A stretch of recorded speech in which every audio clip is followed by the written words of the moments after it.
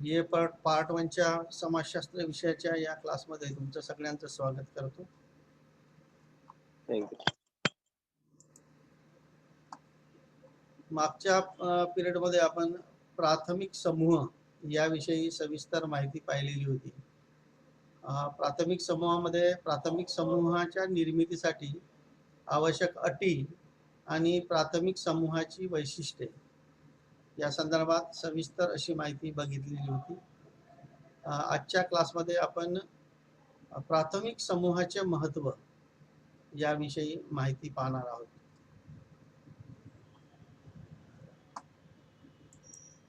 Screen शेअरिंगच्या माध्यमातून तुम्हाला सांगण्याचा प्रयत्न करतो.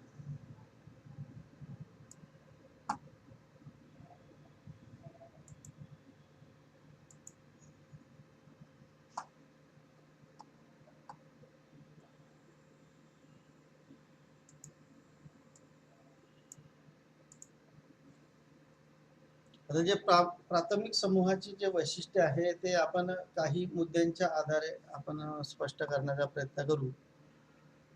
कारण की प्राथमिक समूह जे आहे ते ज्याच्यामध्ये आपण कुटुंब, शेजारी आणि मित्र समूह या 3 समूहाचा उल्लेख केलेला आहे प्राथमिक समूह म्हणून. आणि हे जे तीनही समूह आहेत या तीनही समूहाच्या आपल्या संपूर्ण जीवनात अतिशय महत्त्वाचं स्थान आहे.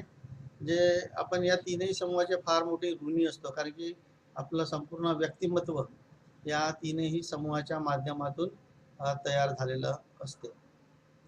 कारण की याच माध्यमातून जे व्यक्तीचं सामाजिकरण होते. एक मानव म्हणून व्यक्ती तयार होत असतो, घडत असतो.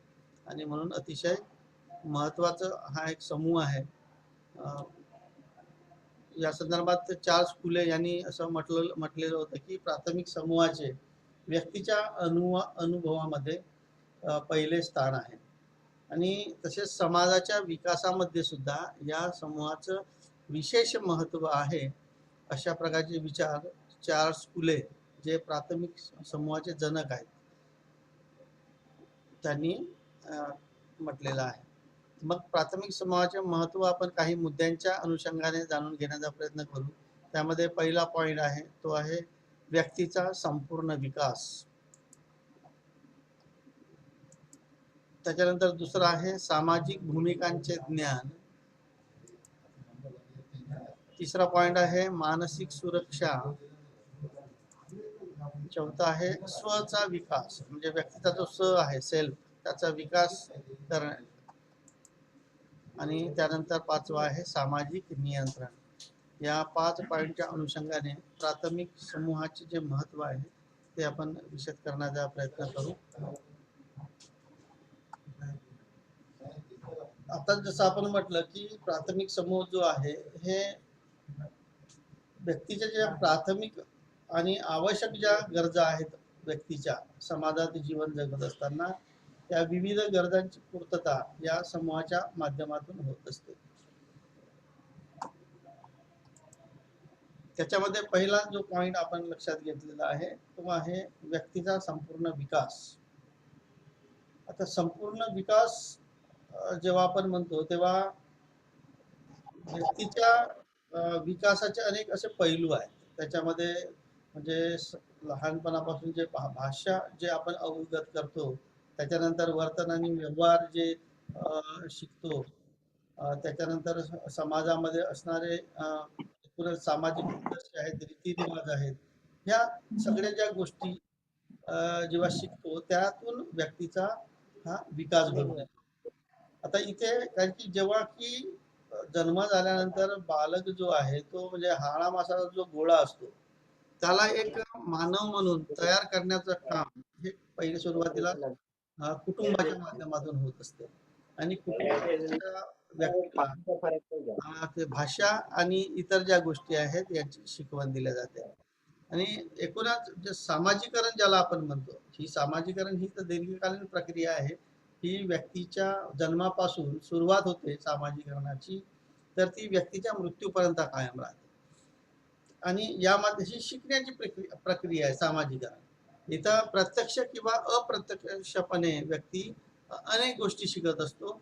त्याला सामाजिकरण असं म्हटलं जाते. त्याची सुरुवात कुटुंबापासून होते.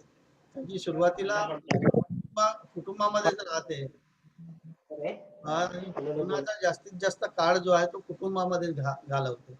सोबतच शेजाऱ्यांशी त्याचा संपर्क येतो आणि मित्रसमूह हा एक महत्वाचा जो घटक असतो, ज्याच्याशी खूप जास्त अटॅचमेंट असते प्रत्येक व्यक्तीची. ही जे या प्राथमिक समूहामध्ये म्हणजे मुलांच्या भाषा विकास म्हणजे घडून येताना दिसतो. समाज जीवनात अस्तित्वात असलेले जे काही आदर्श आहे, रीतिरिवाज आहे, या सर्व गोष्टींची शिकवण त्याला प्राथमिक समूहातून मिळत असते. आणि एकूणच की व्यक्तिमत्व विकासासाठी जे काही जेवढ्या काही आवश्यक अशा गोष्टी आहेत, ज्या गोष्टी आपण कुटुंबातून शिकत नाही त्या शेजारी किंवा मित्रांच्या समूहातून आपण शिकतो.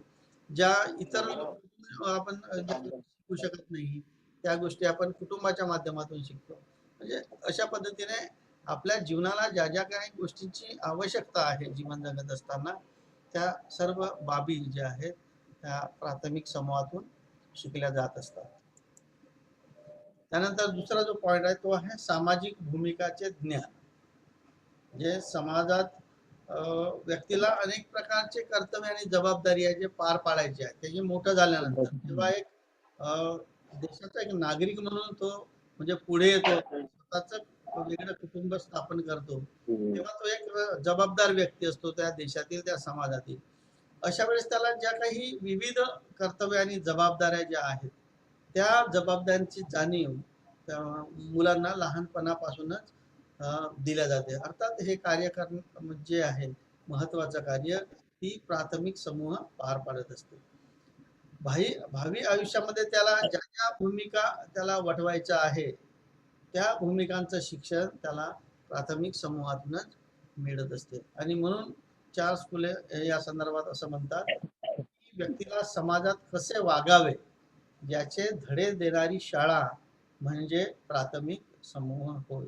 म्हणजे याच्यामध्ये कुटुंब आणि मित्र जो समूह आहे हा याच्यामध्ये फार महत्वाचं स्थान आणि भूमिका पार पाडत असते. त्याच्यानंतरचा जो पॉइंट आहे तो आहे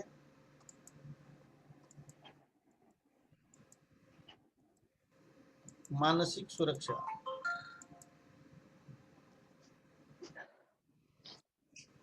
मानसिक सुरक्षा म्हणजे इथे आता जेव्हा व्यक्ती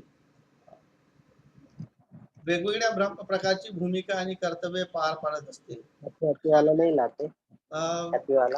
म्हणजे बरेचदा ताण तणाव निर्माण होतो. जेव्हा इतर कोणत्याही कामानिमित्त बाहेर व्यक्ती जातो त्यावेळेस त्या कामाचा एवढा प्रचंड ताण असतो की त्यामुळे त्याला अस्वस्थ वाटायला लागतं. पण जेव्हा तो घरी येतो किंवा आपल्या म्हणजे मित्रांच्या ग्रुपमध्ये जेव्हा म्हणजे राहतो, पण अशा वेळेस त्याला तो ते मानसिक तणाव जो आहे तो तणाव हा म्हणजे कमी होतो. म्हणजे त्याला म्हणजे फार छान वाटते. आणि म्हणून जास्तीत जास्त काळ जो आहे तो एक तर कुटुंबात किंवा मित्रांमध्ये घालवत असतो. म्हणजे प्राथमिक समूह असे आहेत ज्यामध्ये व्यक्ती व्यक्तींमध्ये प्रेम, आत्मीयता, जिव्हाळा यासारख्या म्हणजे ज्या भावनिक गोष्टी आहेत त्या मोठ्या प्रमाणात असतात. त्यांचे संबंध हे अतिशय घनिष्ठ असल्यामुळे त्या लोकांसोबत राहिल्यानंतर किंवा त्या लोकांसोबत वेळ घालवल्यानंतर व्यक्तीला सुरक्षित वाटावा म्हणजे वाटत. या पद्धतीने व्यक्तींच्या ताण तणावाचे निरसन करण्याच्या दृष्टिकोनातून आणि मानसिक सुरक्षा मिळवण्याच्या दृष्टिकोनातून प्राथमिक समूहाचे जे आहे ते विशेष महत्व. साऊंड कोणाचा सुरू आहे? साऊंड त्यांनी बंद करा.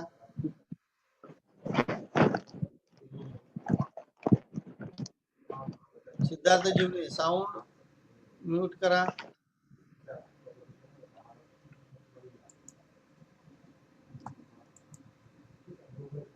त्यानंतरचा जो पॉइंट आहे तो आहे स्वचा विकास. स्व म्हणजे सेल्फ, स्वतःविषयीची जाणीव निर्माण होणे हे अतिशय आवश्यक बाब असते. म्हणजे बरेचदा म्हणजे मुलींना एक मुलगी आहे किंवा मुलांना तो एक मुलगा आहे, पुरुष आहे, म्हणजे ही जाणीव निर्माण करून देण्याचं कार्य जे आहे हे प्राथमिक समूहाच्या माध्यमातून होत असते.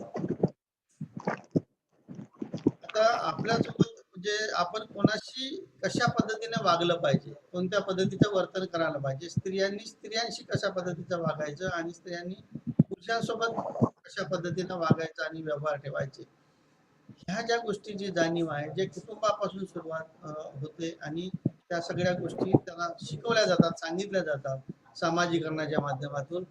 सोबतच शेजारी आणि मित्र जो समूह आहे यामध्येही जेव्हा व्यक्ती आपला वेळ घालवतो तर अनेक गोष्टी त्यांच्या माध्यमातून शिकतो. तिथून व्यक्तींच्या स्वचा विकास होत असतो लक्षात. आणि आणि या माध्यमातून मग काय होतं की नेमकं आपण कोण आहे बा हे याची जाणीव ही व्यक्तीला होते आणि त्यातून व्यक्तीच्या स्वचा विकास घडून येतो. सिद्धार्थ जीवने साऊंड म्यूट करा.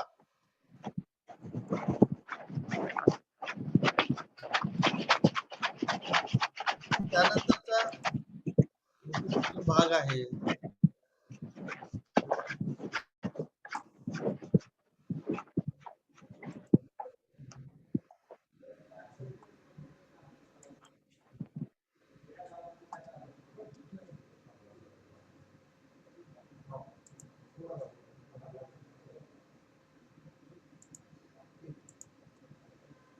तो आहे पाचवा पॉइंट, तो आहे सामाजिक नियंत्रण. आता समाजात राहत असताना म्हणजे आपल्याला स्वातंत्र्य मिळाला म्हणजे स्वैराचार बाळगायचं नाही आणि मग त्या स्वैराचारी वृत्तीवर नियंत्रण प्रस्थापित होणे ही फार महत्वाची बाब असते. कारण की स्वैराचार जर असेल तर त्यावेळेस इतर जे व्यक्ती आहेत त्या व्यक्तींच्या जे गरजा ज्या आहेत त्या विशेष करून पूर्ण होऊ शकणार नाही किंवा त्या गरजा पूर्ततापासून ते वंचित राहतील. आणि म्हणून प्राथमिक समूहापासून म्हणजे समूहामध्येच व्यक्ती जेव्हा म्हणजे त्यांच्यामध्ये ते इतर सदस्यामध्ये वेळ घालवते तेव्हा त्यांच्यामध्ये जो प्रेम आणि जिव्हाळा निर्माण होतो, त्यांच्यामध्ये जी आपुलकी निर्माण होते आणि त्यामुळे त्यांचे जे रिलेशन हे स्वयंस्फूर्त तयार झालेले असतात.